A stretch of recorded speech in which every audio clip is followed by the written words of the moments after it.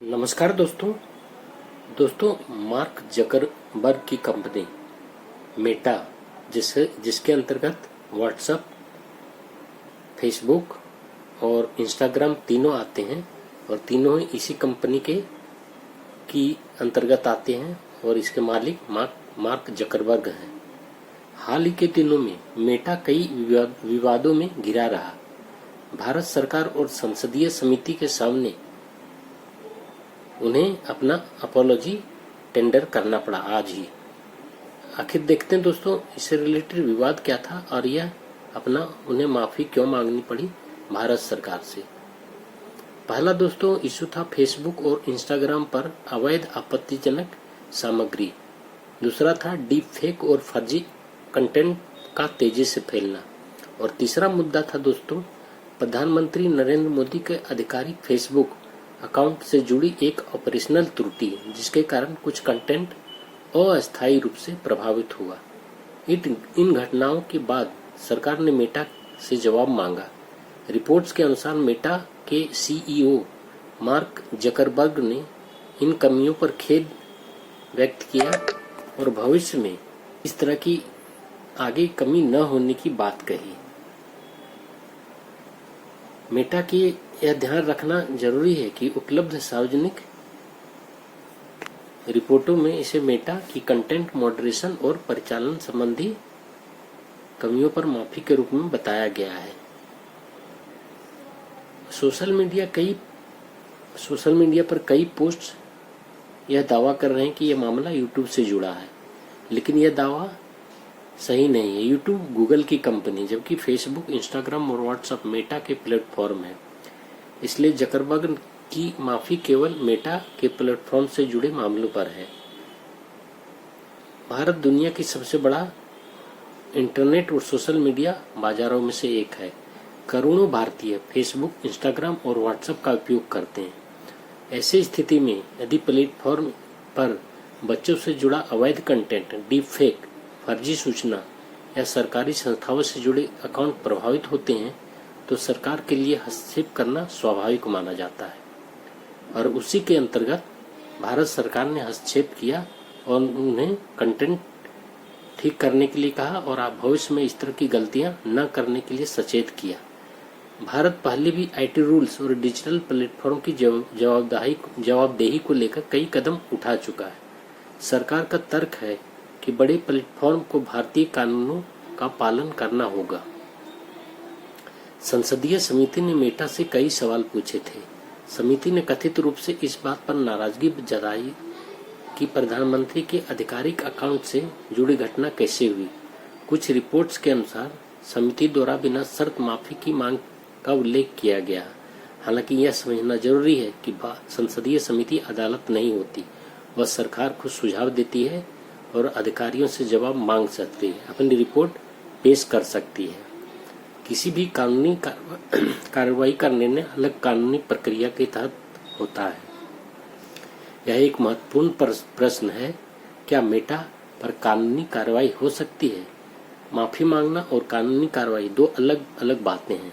यदि किसी मामले में भारतीय कानून का उल्लंघन होता हुआ पाया जाता है और एजेंसियां और अदालतें कानून के अनुसार कार्रवाई कर सकती हैं, स्वाभाविक कर ही सकती हैं। अदालतें और एजेंसियां अदालतें कानून के अनुसार कार्रवाई करेंगी और कर भी सकते हैं, लेकिन केवल माफी मांग लेने से न तो स्वतः कोई अपराध सिद्ध होता है, न ही मामला समाप्त हो जाता है।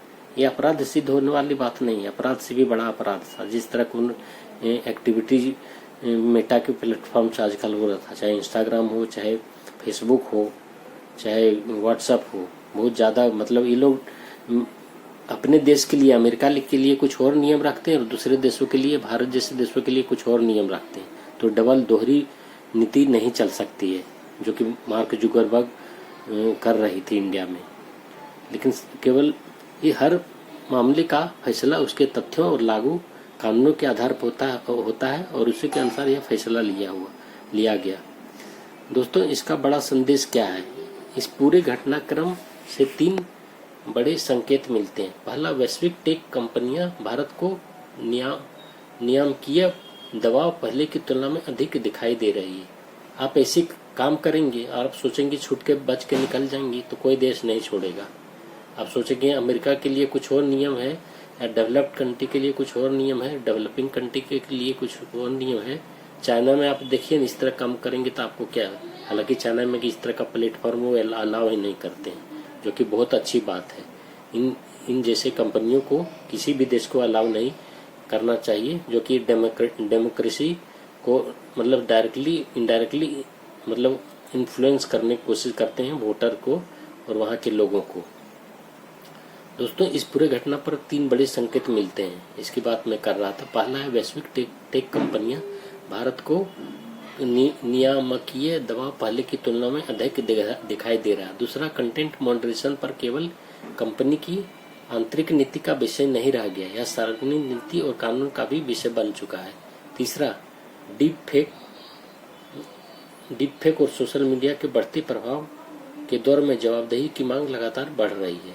साथ ही यह भी जरूरी है कि व्यक्तिगत स्वतंत्रता और उपयोगकर्ता के अधिकार और कानून के पालन, इन तीनों के बीच संतुलन बना रहे। तो कुल मिलाकर मार्क जकरबर्ग द्वारा भारत सरकार से माफी मांगने की खबरें सामने आई है। रिपोर्ट्स के अनुसार यह माफी मेटा के प्लेटफॉर्म पर कंटेंट मॉडरेशन और कुछ परिचालन संबंधी कमियों के संदर्भ में थी। साथ ही यह भी ध्यान रखना चाहिए कि किसी भी कानूनी जिम्मेदारी का निर्धारण केवल सार्वजनिक माफी से नहीं बल्कि कानून और जांच प्रक्रिया से होता है।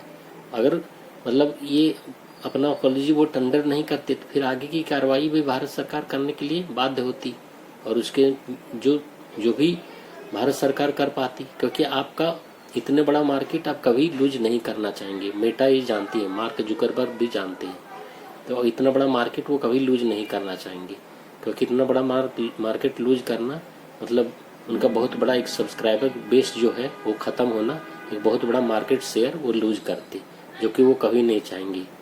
इसके लिए अपॉलॉजी टेंडर करना बहुत छोटी चीज होगा। लेकिन ये बार बार अगर इस तरह की घटनाएं होंगी तो भारत सरकार निश्चित तौर पर इसमें और आगे भी सख्त कदम उठाएगी अगर इसे रिपीटेशन इस तरह की चीजें होती है। दोस्तों, आपकी राय क्या है? क्या बड़ी टेक कंपनियों पर भारत सरकार को और सख्त होना चाहिए, या आपको लगता है कंटेंट मॉडरेशन में संतुलन बनाए रखना सबसे बड़ी चुनौती है? अपनी राय कमेंट में जरूर लिखिए। अगर आपको यह तथ्य आधारित विश्लेषण पसंद हो तो वीडियो को लाइक करें और चैनल को जरूर सब्सक्राइब करें और बेल आइकन जरूर दबाएं। धन्यवाद, मिलते हैं आगे की वीडियो में। Thank you so much.